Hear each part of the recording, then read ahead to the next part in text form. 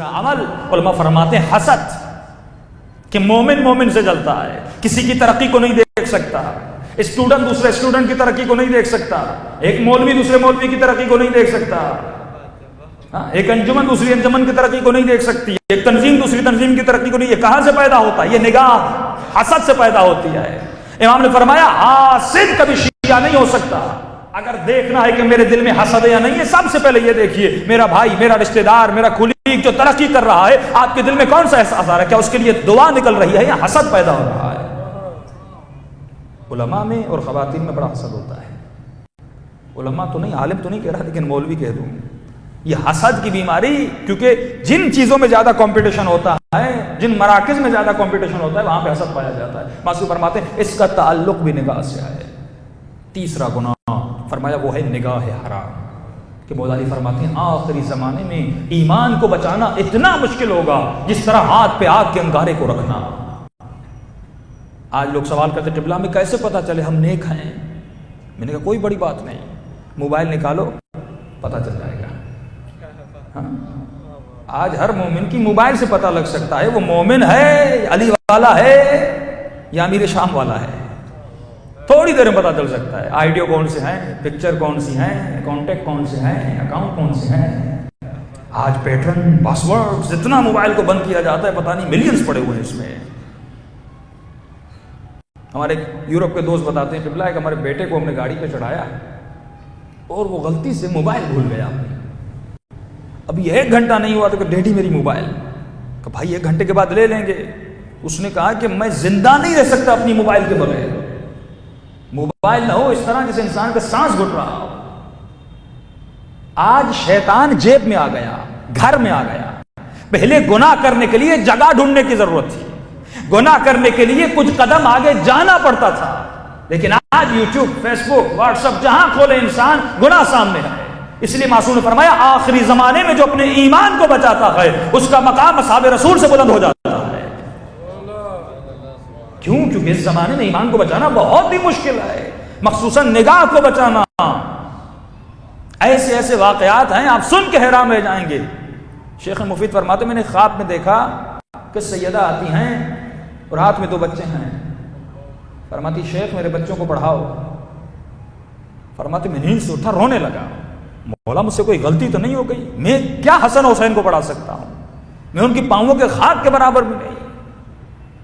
کہتے وہی منظر جب اپنے مکتب میں بیٹھا ہوا تھا، ایک سید زادی آئی، ہاتھ میں 2 بچے تھے، سید رضی اور سید مرتضیٰ۔ کہ شیخ میرے بچوں کو پڑھاؤ، میں بیوہ۔ فرماتے تعبیر مل گئی، لیکن واقعہ بڑا عجیب ہے۔ ایک مرتبہ نگاہ حرام ہوتی ہے کسی خاتون کو دیکھ کر، لیکن علماء فرماتے ہیں نابالغ بچہ اگر خوبصورت ہے اس کو بھی لذت کی نگاہ سے دیکھنا حرام ہے۔ یہ احتیاط، یہ تدابیر کرنے کے بعد انسان شیخ مفید بنتا ہے، شیخ توسی بنتا ہے، بحر العلوم بنتا ہے، مقدس سردویلی بنتا ہے۔ اس طرح نہیں بنا جاتا۔ آج میڈیا، بورڈ، روڈ پہ چلے جائیں، جہاں جہاں نگاہ حرام۔ یہ ملکہ جب تک تقویٰ کا نہیں آتا انسان کو، وہ انسان تب تک گناہ سے نہیں بچ سکتا۔ شیخ مفید کا واقعہ سنیے، میں نے جب پڑھا میں حیرت میں رہ گیا کہ یہ مقام شیخ مفید کا کیسے بنا جب اتنی تدابیر کی گئی۔ سید رضی اور سید مرتضیٰ جوان ہوئے، شیخ مفید اپنے شاگردوں میں کنگھی بانٹا کرتے تھے۔ کنگھی کیوں بانٹی جاتی ہے؟ مستحب ہے نماز کے بعد اپنی داڑھی کو کنگھی کریں۔ اب جن کی داڑھی ہے وہ کنگھی کریں، نماز کے بعد داڑھی کریں۔ نبی خدا فرماتے جو نماز کے بعد داڑھی کو کنگھی کرتا ہے خدا اس کے قرضوں کو معاف کر دیتا ہے۔ عجیب روایت ہے۔ فرماتے رسول خدا نماز کے بعد کنگھی کر رہے تھے کہ یا علی آپ بھی کنگھی کیا کریں۔ کہ یا رسول اللہ کیوں؟ کنگھی کرنے سے قرض معاف ہو جاتا ہے۔ مولا علی گھر گئے، مصلی پہ بیٹھے، نماز پڑھی، کنگھی کرنے لگے۔ سیدہ نے دیکھا کہ یا علی آج داڑھی کو کنگھی کر رہے ہیں، کہ آپ کے بابا نے کہا ہے کہ داڑھی کو کنگھی کرنے سے قرض معاف ہو جاتے ہیں۔ سیدہ نے کہا یا علی آپ کے اوپر بھی کوئی قرض ہے؟ کہ آپ کے اوپر بھی کوئی قرض ہے؟ کہ ہاں سیدہ آپ کا حق مہر ادا نہیں کیا۔ کہ یا علی میں نے معاف کر دیا۔ سوال پڑھے محمد والے۔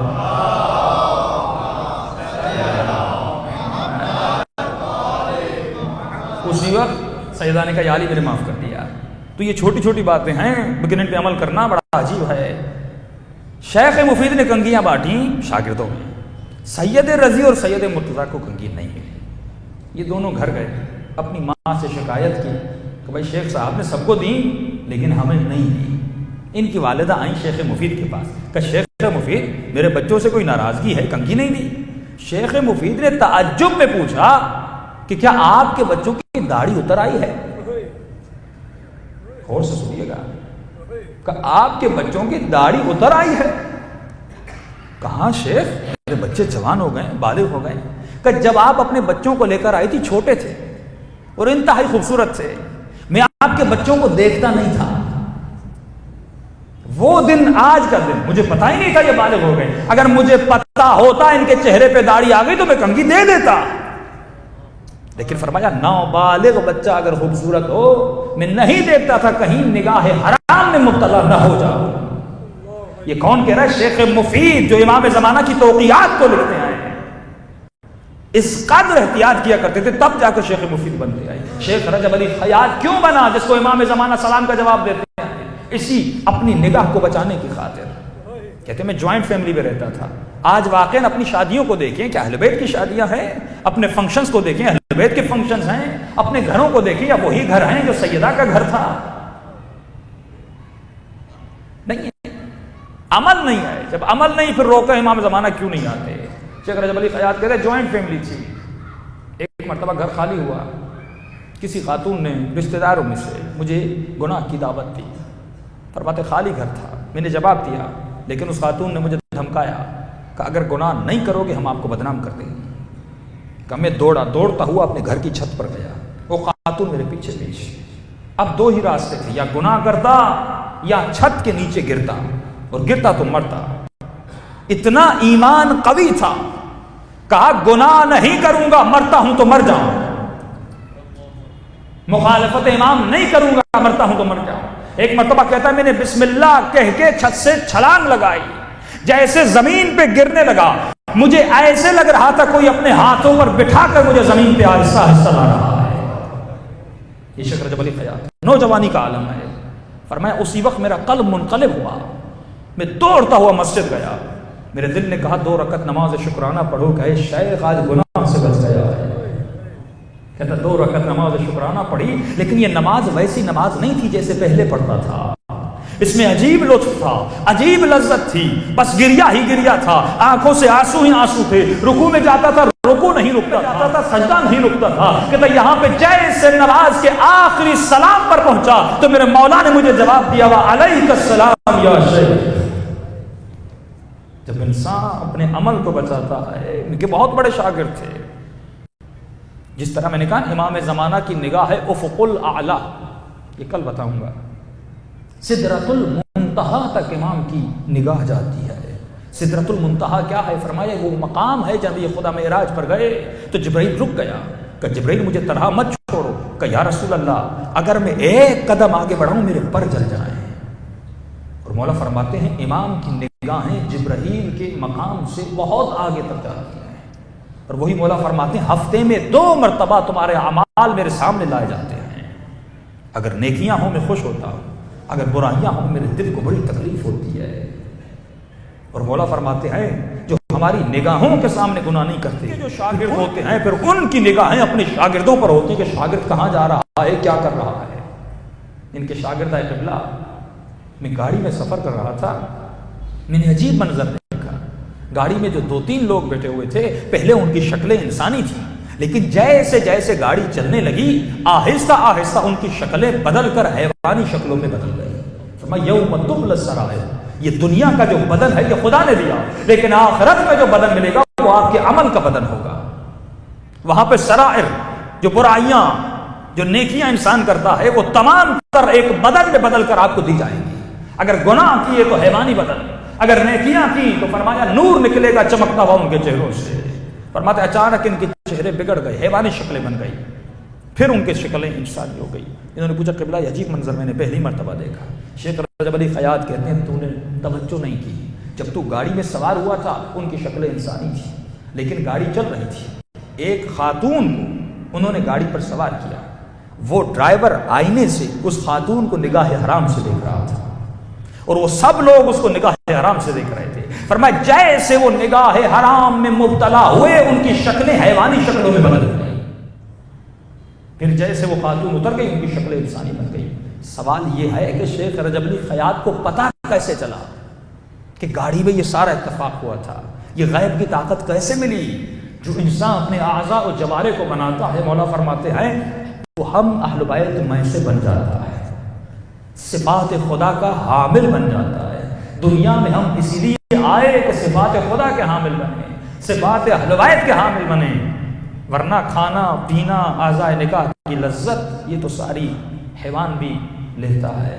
کہ ایرانی بہت بڑے عالم فرماتے ہیں اگر خدا قرآن میں یہ کہتا کہ اولئک کالانعام، کہ یہ لوگ گنہگار ہیں، یہ حیوانوں کی طرح ہے، فرماتے ہیں میں اس جملے کو برداشت نہ کر سکتا، یہ ناانصافی تھی، کیونکہ حیوان تو گناہ نہیں کرتا. لیکن خدا نے آخر میں جملہ دوسرا اضافہ کر کے تصحیح کر دی کہ بل ہم اضل، یہ حیوانوں جیسے نہیں بلکہ حیوان سے بدتر ہیں، کیونکہ حیوان کو عقل نہیں، اسے عقل ہے لیکن پھر بھی اہل بیت کی نافرمانی کر رہا ہے. مجلسوں کا مقصد یہی ہے کہ انسان اپنی اصلاح کرے، اپنے نفس کو بنائے، اور کوشش کیجئے کہ مختلف اسٹڈی سرکل بنائیے. ہم اس پہ کام بھی کر رہے ہیں کہ کم از کم اگر آج میں سوال کروں مجمع سے کہ کتنے لوگوں کے گھر میں نہج البلاغہ ہے، کتنے لوگوں کے گھر میں قبلہ؟ شاید ہی 4-5 لوگ کہیں گے ہمارے گھر میں. کتنے لوگ ہیں جنہوں نے مکمل نہج البلاغہ کو پڑھا ہے؟ شاید ہی آپ میں سے کوئی ہو. وصیت نامہ مولا علی کا امام حسن کو کتنے لوگوں نے پڑھا؟ جنگ صفین سے لوٹتے ہوئے امام نے. بہت کم لوگ ہیں نہج البلاغہ کو مانتے ہیں، لیکن بہت کم شیعہ جنہوں نے نہج البلاغہ کو مکمل پڑھا ہو. قرآن کو مانتے ہیں لیکن بہت کم لوگ ہیں جنہوں نے قرآن کو ایک مرتبہ مکمل ترجمے کے ساتھ پڑھا ہو. یہ جب تک اسٹڈی سرکل نہیں بنیں گے. جاپان میں 26,000 اسٹڈی سرکل ہے. کمیونزم کی ابتدا اسی اسٹڈی سرکل سے ہوئی. نوجوانوں کے ذہنوں میں انہوں نے اسی طرح برین واش کر کر کے ان نوجوانوں کو کمیونزم کی طرف بڑھایا. آج شیعوں کے درمیان کوئی اسٹڈی سرکل نہیں ہے. اسٹڈی سرکل مطلب کیا؟ ہفتے میں ایک مرتبہ دعائے توسل، دعائے ندبہ، حدیث قصہ کسی گھر میں رکھیے. 10 نوجوان 15 نوجوان جمع ہو جائیں اور جمع ہو کر 5 ورق نہج البلاغہ کے پڑھ لیں، 2 صفحے تفسیر کے قرآن کے پڑھ لیں. اس سے کیا ہوگا؟ جو آپ کی اسٹڈی بڑھے گی، آپ کی معلومات بڑھے گی، پھر معرفت بڑھے گی، اور معرفت کے ساتھ انسان کے عمل بنتا ہے. دن رات دنیا کے کاموں میں ہیں، کبھی 5 منٹ اپنے دین کو نہیں دیتے، 10 منٹ اپنے امام زمانہ کو نہیں دیتے. علماء فرماتے کوشش کرو کم از کم 12 بجے نہیں تو 11 بجے، 11 بجے نہیں تو 10 بجے اگر نماز تہجد کے لیے نہیں ہو سکتے 2 رکعت نماز تہجد پڑھو اور 10 منٹ اپنے امام کے ساتھ بات کرو. وہ امام جو آج تک و تنہا ہے، امام کی نگاہیں آپ پر ہیں اور کسی پر نہیں ہے، ان نوجوانوں پر ہیں. کہ مولا فرماتے کربلا کے تیر، کربلا کے مصائب مجھے اتنی تکلیف نہیں دیتے جتنا میرے چاہنے والوں کے گناہ میرے دل کو تکلیف دیتے آئے. یہ سوچ کر گناہ نہ کریے کہ اگر کربلا کے میدان میں، محشر کے میدان میں جناب سکینہ ہم سے یہ پوچھے کہ میرے بابا نے کم قربانی دی تھی، اگر جناب عباس یہ پوچھے میرے بازو کیوں کٹوائے، ایک ہی مقصد تھا نا، لِأَمْرَ بِالْمَعْرُوفِ وَأَنْهَىٰ عَنِ الْمُنکَرِ. آج اس مقصد کو تباہ کیا جا رہا ہے. آج وقت نہیں، انشاءاللہ کل تفصیل سے گفتگو ہوگی. معصوم فرماتے ہیں ہر مجلس سے ہم راضی نہیں ہوتے، اس مجلس سے راضی ہوتے ہیں جس مجلس سے مومن اپنے وجود میں کسی تبدیلی کا احساس کرے. حلیم کھائی، کھانا کھایا، 10 منٹ بیٹھے اور چلے گئے اور حق جتلایا اہل بیت پہ کہ ہم نے 1 گھنٹہ آپ کی مجلس کو دیا. معصوم فرماتے ہیں ہزاروں گھنٹے دو، لیکن وہ 10 منٹ جس میں تو اپنے وجود میں تبدیلی لا دے، وہ 10 منٹ ہمارے کام کیا ہے. ہزاروں کوفیوں نے یا حسین کہا، لیکن امام نے فخر کیا تو ایک حر پر فخر کیا، حر فی الدنیا والآخرہ. یہ جملہ یاد رکھیے کہ کہاں یا حسین کہنا اور کہاں حسین کے ساتھ رہنا، کہاں یا علی کہنا اور کہاں علی کے ساتھ رہنا، یا علی کہنا یا حسین کہنا، لبیک یا حسین کہنا، یہ بہت آسان ہے. لیکن کربلا اور میدان کارزار میں حسین کے ساتھ رہنا بڑا مشکل ہے. صفین کے میدان میں مالک کے اشتر کی طرح، ابو ذر کی طرح، میں سمیت تمار کی طرح، قمبر کی طرح، فضہ کی طرح رہنا بہت مشکل ہے. امام فرماتے ہیں ہمارے ساتھ رہنا سیکھو، بس زبان سے کہو مت. اور یہ ذکر صلوات جو آپ کرتے ہیں، معصوم فرماتی ہے انسان کے دلوں کو ضرب کرتا ہے. اپنے کاروبار میں، دل میں ہمیشہ کثرت سے زبان سے ذکر صلوات کریں، کیونکہ دل نرم ہوتے ہیں، قساوت قلب مٹتی ہے۔ آئیے سب مل کے اسی ذکر کے ساتھ چند جملے مسائل کی پڑھتے ہیں۔ اللہ